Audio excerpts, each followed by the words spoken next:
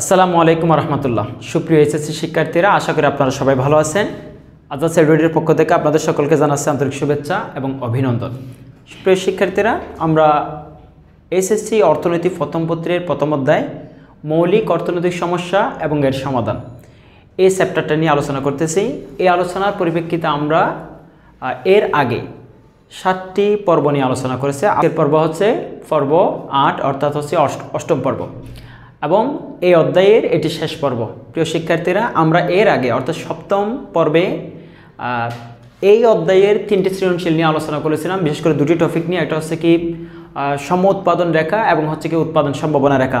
এর আলোকে যত ধরনের সৃজনশীল আসতে পারে সেগুলো নিয়ে আলোচনা করেছি। প্রিয় শিক্ষার্থীরা, আমরা আজকে 2টি বিষয় নিয়ে এই চ্যাপ্টারের শেষ যে অংশটা থেকে সৃজনশীল আসতে পারে এবং আসবেই সেই অংশটা থেকে আমরা কথা বলতেছি। তো সৃজনশীল অংশ হচ্ছে আজকে অর্থনৈতিক ব্যবস্থাসমূহ, ব্যষ্টিক ও সামষ্টিক অর্থনীতি।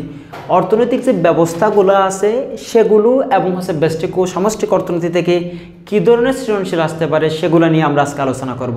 তো আজকের ক্লাসটি খুবই গুরুত্বপূর্ণ হতে চলছে, এবং একই সাথে এটা বলবো, যেহেতু এটি এই চ্যাপ্টারের শেষ ক্লাস, সুপ্রিয় শিক্ষার্থীরা সম্পূর্ণ ক্লাসগুলো, সম্পূর্ণ লেকচারগুলো আপনারা ধারাবাহিকভাবে সম্পন্ন করে আজ পর্যন্ত অর্থাৎ 8 পর্ব, অষ্টম পর্বটি করার পরে আপনারা আপনাদের অনুভূতি শেয়ার করবেন যে আসলে আপনাদের এই চ্যাপ্টারটি কতটুকু ভালো লেগেছে এবং হচ্ছে কি কোথায় সমস্যা মনে হয়েছে। ইনশাল্লাহ আমি পরবর্তীতে যেন আপনাদেরকে সে অনুসারে আরও ভালোভাবে বুঝিয়ে দিতে পারি। তো চলেন আজকের পর্ব বললাম অষ্টম পর্ব বা পার্ট 8 আমি বললাম আমরা 2টা জিনিস নিয়ে আলোচনা করতেছি। একটা হচ্ছে অর্থনৈতিক ব্যবস্থাসমূহ আছে যে সেখান থেকে সৃজনশীল হবে, এবং হচ্ছে ব্যষ্টিক ও সামষ্টিক অর্থনীতি থেকে সৃজনশীল হবে। তো আজকে আমরা প্রথমে বলবো অর্থনৈতিক ব্যবস্থাসমূহ থেকে যে সৃজনশীলগুলো আসতে পারে সেগুলোর জন্য আমাদের জানতে হবে যে কি অর্থনৈতিক ব্যবস্থা কি এবং কয়টি আছে। আমরা এর আগের পর্বগুলোতে পঞ্চম পর্বে আমরা আলোচনা করেছি অর্থনৈতিক ব্যবস্থাসমূহ, অর্থনৈতিক ব্যবস্থা কাকে বলে এবং পৃথিবীতে কয়টি অর্থনৈতিক ব্যবস্থা আছে। তা আমরা বলেছিলাম অর্থনৈতিক ব্যবস্থা আছে পৃথিবীতে 4টি: ধনতান্ত্রিক অর্থনীতি, সমাজতান্ত্রিক অর্থনীতি, মিশ্র অর্থনীতি এবং ইসলামী অর্থনীতি। তবে শিক্ষার্থীরা, সেখান থেকে আমরা আজকে আলোচনা করব, এবং যারা আমার লেকচারটি দেখছেন সেখানে দেখেছেন যে আমাদের কি রয়েছে ধনতান্ত্রিক অর্থনীতি, সমাজতান্ত্রিক অর্থনীতি, মিশ্র এবং ইসলামী অর্থনীতি। এই অর্থনীতিগুলোর যে বিভিন্ন বৈশিষ্ট্যের পরিপ্রেক্ষিতে আমরা অর্থনীতিগুলোকে চিনা, এগুলো নিয়ে আলোচনা করেছিলাম। তো যারা এই লেকচারটি দেখছেন তারা নিঃসন্দেহে সৃজনশীলগুলো বুঝবেন। যদি না দেখে থাকেন তাহলে আপনারা আগে এই লেকচারটি দেখে তারপরে সৃজনশীল আসবেন। তো চলেন আজকের আমরা এখানে একটা প্রশ্ন নিয়েছি আপনাদেরকে বোঝানোর জন্য। সেটা হচ্ছে কি ঢাকা বোর্ড 2023-এর একটি প্রশ্ন নিয়েছি, সেখান থেকে ইনশাল্লাহ আমরা দেখব এখানে কোন অর্থনীতির কথা বলা হচ্ছে। তো চলেন, আমাদেরকে একটা কোয়েশ্চেন বলা হচ্ছে, এটা আমরা আগে পড়ব, পুরো প্রশ্নটি পড়ে তারপর আমরা সৃজনশীলগুলো নিয়ে আলোচনা করব। তো উদ্দীপকটাতে আমাদেরকে প্রথমে বলা হচ্ছে, দেখেন উদ্দীপকটাতে বলা হচ্ছে এ এবং বি 2টি দেশ। তাহলে আমাদেরকে এখানে 2টি দেশের কথা বলা হচ্ছে, একটা হচ্ছে এ আর একটা হচ্ছে বি। এবং এরপর বলছে এ দেশে অধিকাংশ সম্পদ ও উৎপাদনের উপকরণগুলোর উপর সরকারি মালিকানা বিরাজ করে, এবং একই সাথে বলা হচ্ছে উৎপাদনের বন্টন সহ গুরুত্বপূর্ণ সিদ্ধান্ত কেন্দ্রীয় কর্তৃপক্ষ গ্রহণ করে। অন্যদিকে বিদেশ হচ্ছে কি সুদমুক্ত অর্থব্যবস্থা পরিচালিত হয়। এদেশে ধনী ও দরিদ্রের মধ্যে ব্যবধান দূর করার জন্য ধনীদের সম্পদের উপর গরিবের অধিকার প্রতিষ্ঠা ও আদায়ের ব্যবস্থা গ্রহণ করা হয়। তো এই উদ্দীপকটা আমাকে দিয়ে কোয়েশ্চেন করা হচ্ছে গ নাম্বারে, এ দেশের অর্থব্যবস্থা কোন অর্থব্যবস্থার সাথে সঙ্গতিপূর্ণ, তার বৈশিষ্ট্যসমূহ লেখো। তাহলে আমাদেরকে প্রশ্নটা করা হচ্ছে, দেখেন এ দেশের অর্থব্যবস্থা কোন অর্থব্যবস্থার সাথে সঙ্গতিপূর্ণ। তা আমাদের জানতে হবে যে ওই যে কোন অর্থব্যবস্থা, সেটা জানার জন্য আমাদের আগে জানতে হবে অর্থনৈতিক ব্যবস্থা আছে কয়টা। একটা হচ্ছে আপনার ধনতান্ত্রিক অর্থনীতি,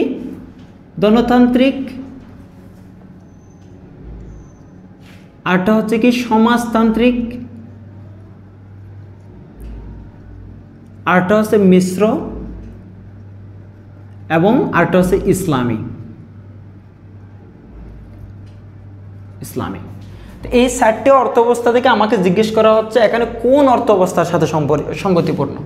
তো এখানে কোন অর্থব্যবস্থার সাথে সঙ্গতিপূর্ণ এটা জানার জন্য আমাদের বৈশিষ্ট্যগুলো জানতে হবে, যেটা আমরা পঞ্চম যেটা আমরা পঞ্চম পর্বে করেছি যে অর্থনীতিগুলো কি কি আছে এবং প্রত্যেকটার বৈশিষ্ট্যগুলো নিয়ে পড়ছিলাম।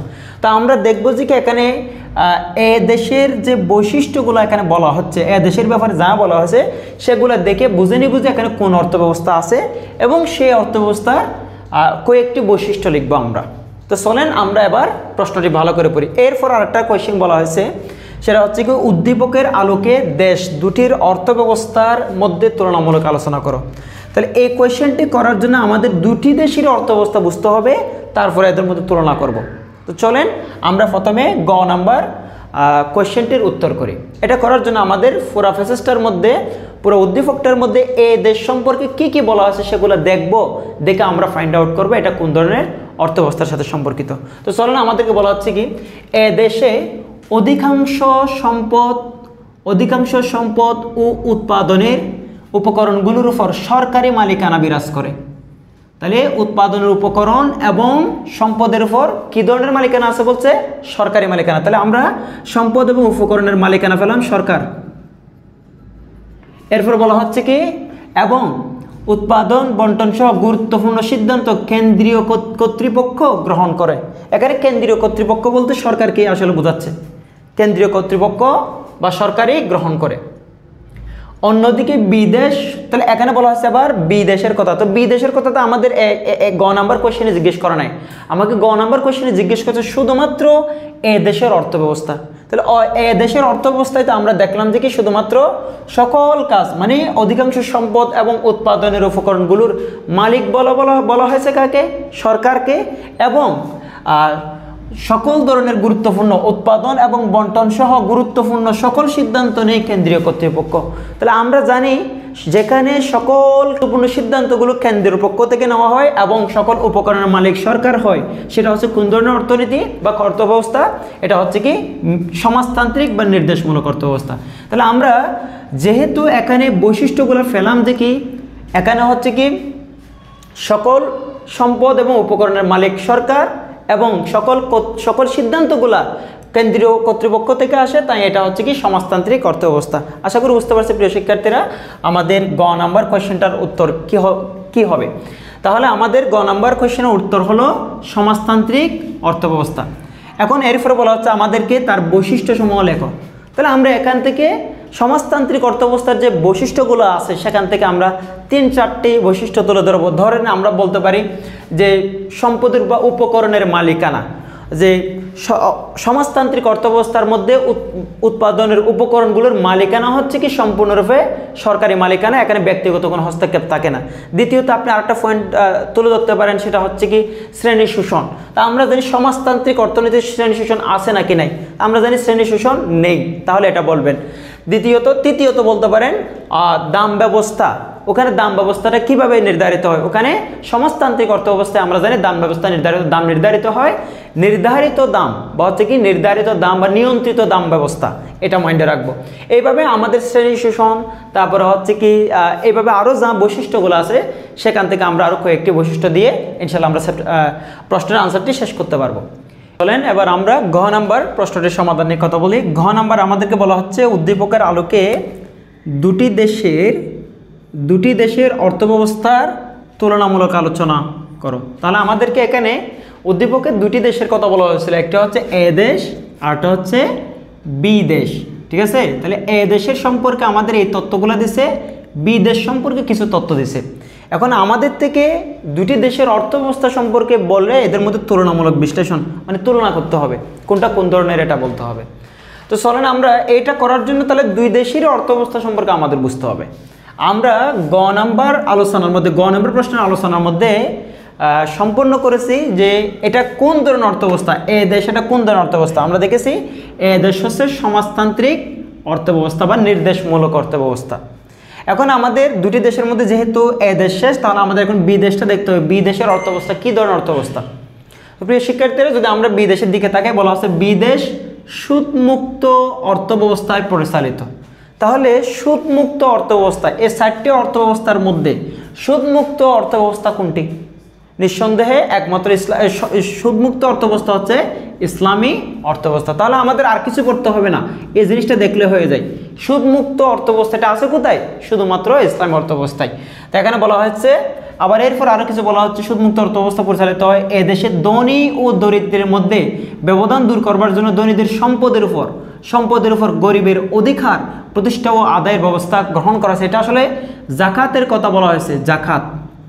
তো জাকাত ভিত্তিক অর্থব্যবস্থা বলছে ধনীদের সম্পদের উপর গরিবের যে অধিকার এবং যে অধিকার আদায়, অধিকার প্রতিষ্ঠা এবং হচ্ছে আদায়, এই জিনিসটা করা হয় ইসলামী অর্থনীতিতে। তাহলে আমরা বুঝলাম বিদেশ হচ্ছে কোন ধরনের, বিদেশে কোন ধরনের অর্থব্যবস্থা বিদ্যমান, এখানে হচ্ছে কি ইসলামী অর্থব্যবস্থা বিদ্যমান। তাহলে আমরা এখন এই উদ্দীপকের আনসার করার জন্য যে আমাদের দুটি দেশের অর্থব্যবস্থা সম্পর্কে জানতে হবে, আমরা জেনে নিলাম এ দেশের অর্থব্যবস্থা হচ্ছে কি সমাজতান্ত্রিক অথবা হচ্ছে কি নির্দেশমূলক অর্থব্যবস্থা, আর বিদেশের অর্থব্যবস্থা হচ্ছে কি ইসলামী অর্থব্যবস্থা, ইসলামী অর্থব্যবস্থা। এখন আমাদেরকে বলা হচ্ছে দুটি দেশের অর্থব্যবস্থার মধ্যে তুলনামূলক আলোচনা করো। তো তুলনামূলক আলোচনা বলতে আমাদের একটা পয়েন্ট নিয়ে কথা বলতে হবে। যেমন আমরা যদি উৎপাদনের উপকরণ নিয়ে বলি, উৎপাদনের উপকরণের কথা বলি, উৎপাদনের উপকরণের ব্যাপারে সমাজতান্ত্রিক অর্থব্যবস্থায় বলা হচ্ছে উৎপাদনের উপকরণের মালিক হচ্ছে কি সরকার, মানে সকল উৎপাদনের উপকরণের মালিক হচ্ছে সরকার, ব্যক্তিগত কোনো মালিকানা নাই। আর ইসলামী অর্থনীতিতে বলা হয়েছে সকল সম্পদের একমাত্র মালিক আল্লাহ আর মানুষ তার প্রতিনিধি মাত্র। এটা হচ্ছে তুলনা। ইসলামী অর্থনীতিতে বলা হয়েছে উপকরণের মালিক আল্লাহ, আর সমাজতান্ত্রিক অর্থনীতিতে সম্পদের মালিক বলা হয়েছে সরকারকে। এই তুলনাটা দিলেন। দ্বিতীয়ত আরেকটা দিবেন শ্রেণী শোষণ। তো শ্রেণী শোষণ যদি দিই, আমরা শ্রেণী শোষণের কথা যদি বলি, অবশ্যই সেক্ষেত্রে ইসলামী এবং হচ্ছে সমাজতান্ত্রিক বা নির্দেশমূলক অর্থনীতি দুটোতেই শ্রেণী শোষণ নেই।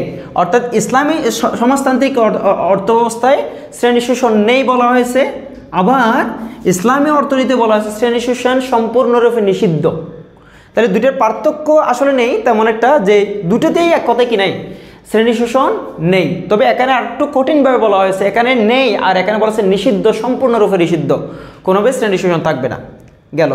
এইভাবে আমরা আরও যে পয়েন্টগুলো আছে, এভাবে আরও কয়েকটি পয়েন্টকে ফাইন্ড আউট করব, তুলনা করব।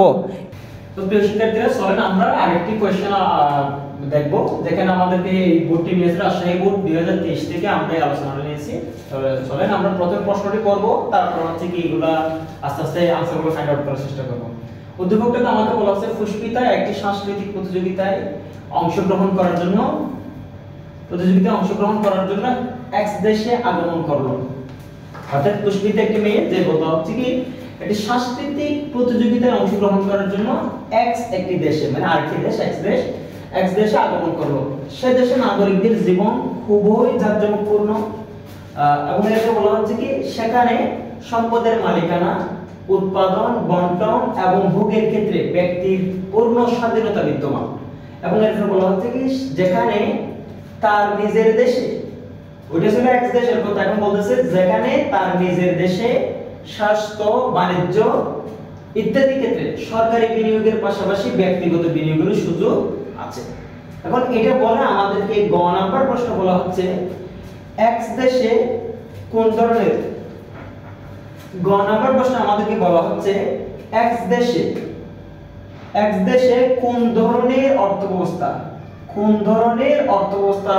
বিদ্যমান ব্যাখ্যা করো। তাহলে আমরা এক্স দেশের সম্পর্কে যে তথ্যগুলো দিয়েছি সেগুলো দেখব, দেন আমরা বলবো এটা কোন ধরনের অর্থব্যবস্থার সাথে সম্পর্কিত।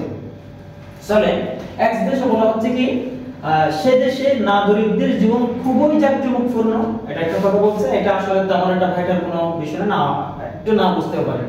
জাঁকজমকপূর্ণ মানে কি খুবই আনন্দপূর্ণ আর কি, টাকা পয়সাওয়ালা। সেখানে সম্পদের মালিকানা, এবার দেখেন সেখানে সম্পদের মালিকানা, উৎপাদন, বন্টন এবং ভোগের ক্ষেত্রে ব্যক্তির পূর্ণ স্বাধীনতা বিদ্যমান। কি ধরনের স্বাধীনতা বলছে? ব্যক্তির সম্পূর্ণ স্বাধীনতা বিদ্যমান।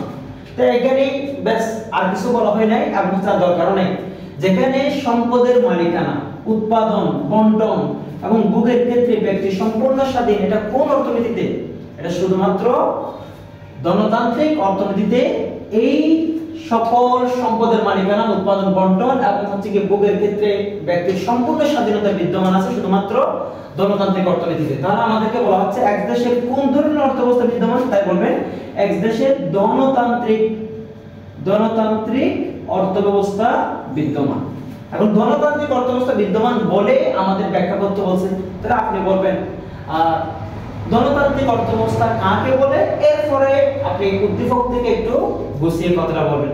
যেমন আপনি এখানে কি বলবেন, প্রথমে তো বললেন এক দেশে ধনতান্ত্রিক অর্থব্যবস্থা বিদ্যমান, ব্যাখ্যা কি আপনি বলবেন, প্রথমত বলবেন যে কি সংজ্ঞা কি, ধনতান্ত্রিক অর্থব্যবস্থা কাকে বলে।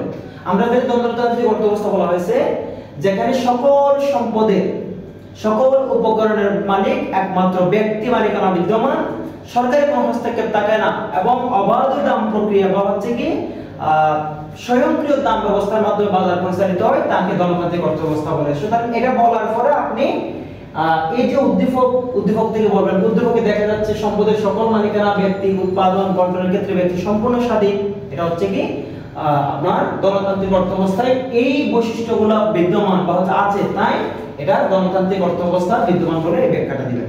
আশা করি বুঝছি। এরপর আমাদেরকে বলা হচ্ছে শিক্ষার্থীরা যে ঘ নম্বরে আমাদেরকে প্রশ্নটা বলছে পুষ্পিতার দেশের সাথে, কার দেশ, পুষ্পিতার দেশের সাথে এক্স দেশের অর্থব্যবস্থার তুলনা করো। তাহলে আমরা এক্স দেশ সম্পর্কে অলরেডি জেনে গেছি, এক্স দেশের অর্থব্যবস্থা ধনতান্ত্রিক অর্থব্যবস্থা। এখন আমাদের জানতে হবে যে পুষ্পিতার দেশে কোন ধরনের অর্থব্যবস্থা আছে। তো পুষ্পিতার দেশের ব্যাপারে বলা হচ্ছে, পুষ্পিতার দেশের ব্যাপারে বলেছে যেখানে তার দেশে বা তার নিজের দেশে স্বাস্থ্য, বাণিজ্য ইত্যাদি ক্ষেত্রে সরকারি বিনিয়োগের পাশাপাশি ব্যক্তিগত বিনিয়োগেরও সুযোগ আছে। তাহলে সরকারি বিনিয়োগ আছে আবার ব্যক্তিগত বিনিয়োগ আছে, এটা কোন অর্থনীতিতে বিদ্যমান? প্রিয় শিক্ষার্থীরা আমরা জানি সরকারি এবং ব্যক্তিগত উভয় উদ্যোগের স্বাধীনতা রয়েছে শুধুমাত্র মিশ্র অর্থনীতিতে। মিশ্র অর্থনীতি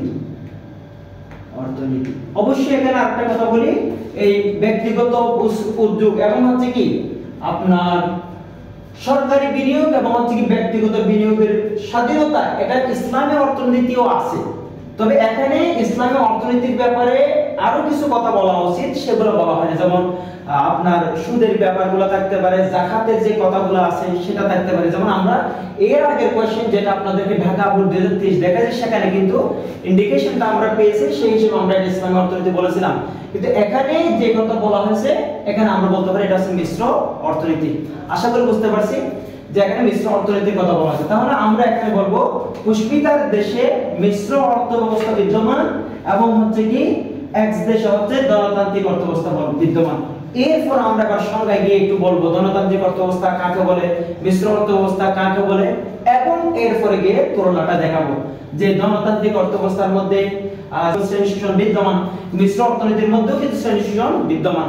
এরপরে হচ্ছে কি আপনার উৎপাদনের উপকরণের ব্যাপার বলা হয়েছে কি ধনতান্ত্রিক অর্থনীতি উৎপাদনের একমাত্র মালিক হচ্ছে কি ব্যক্তি, সরকারি কোনো মালিকানা নাই। কিন্তু মিশ্র অর্থনীতিতে সরকারি মালিকানা, ব্যক্তিগত মালিকানা উভয় রয়েছে। এইভাবে বৈশিষ্ট্যগুলো দিয়ে আমরা তুলনাগুলো ফুটিয়ে তুলবো। আশা করি বুঝতে পারছি প্রিয় শিক্ষার্থীরা। তো আমি এই চ্যাপ্টারের সমস্ত বিষয়গুলোর উপর সৃজনশীল কভার করার চেষ্টা করেছি। আপনাদের যদি কোনো জায়গায় সমস্যা থাকে সেটা আমাকে অবশ্যই বলবেন। আমি এর আগে টপিক অর্থাৎ পার্ট 7 এর মধ্যে সম উৎপাদন রেখা এবং হচ্ছে উৎপাদন সম্ভাবনা রেখা সম্পর্কে যত ধরনের কোশ্চেন হতে পারে সে অনুসারে আমি 3টা সৃজনশীল আপনাদেরকে দেখিয়েছি। তো অর্থনৈতিক ব্যবস্থা সম্পর্কে সমূহ থেকে অবশ্যই কোশ্চেন আসে। এখান থেকে আমি দুটি কোশ্চেন দেখিয়েছি, যেখানে মিশ্র অর্থব্যবস্থা আনেছি, ইসলামী অর্থব্যবস্থা আনেছি, ধনতান্ত্রিক অর্থব্যবস্থা আনেছি, সমাজতান্ত্রিক অর্থব্যবস্থা, সবগুলো সংমিশ্রণ দেখে আমি আনসারটা করার চেষ্টা করেছি। এরপর একটা আছে ব্যষ্টিক সমষ্টিক অর্থনীতি। এই সম্পর্কে আমি সৃজনশীল দিচ্ছি না, তবে আমি আপনাকে একটু করে বলে রাখতেছি। ব্যষ্টিক সমষ্টিক অর্থনীতি যেখানে পড়েছে শিক্ষার্থীরা, সেখানে দেখেছিলাম যে আলোচ্য বিষয় সমষ্টিক অর্থনীতির আলোচ্য বিষয় কি, ব্যষ্টিক অর্থনীতির আলোচ্য বিষয় কি, এই জিনিসগুলো একটু পড়বেন। দেখবেন যে এখান থেকে 100% সৃজনশীল যদি আসে, ব্যষ্টিক সমষ্টিক থেকে যদি কোশ্চেন আসে তাহলে ওই জিনিসটা থেকে আসবে। আশা করি পারবো ইনশাআল্লাহ। আমরা এই লেকচারের মাধ্যমে মৌলিক অর্থনৈতিক সমস্যা ও এর সমাধান তো প্রথম অধ্যায়ে এটা সম্পন্ন করলাম। আপনাদের কোনো ধরনের সমস্যা থাকলে আমাকে জানাবেন। সবাই ভালো থাকবেন। থাকবেন এবং এই ভিডিওটা যদি আপনাদের সকলের কোনো উপকার আসে তাহলে অবশ্যই আপনারা লাইক করবেন, কমেন্ট করবেন এবং শেয়ার করবেন। অবশ্যই সেটা বলবো আমাদের ইউটিউব চ্যানেল রয়েছে আদার্স এডুয়েট, সেখানে গিয়ে অবশ্যই সাবস্ক্রাইব করতে ভুলবেন না। পরবর্তী কোনো এক ভিডিওতে দেখা হবে এই আশায় আজকে এখানে শেষ করছি। আল্লাহ হাফেজ, আসসালামু আলাইকুম ওয়া রাহমাতুল্লাহ।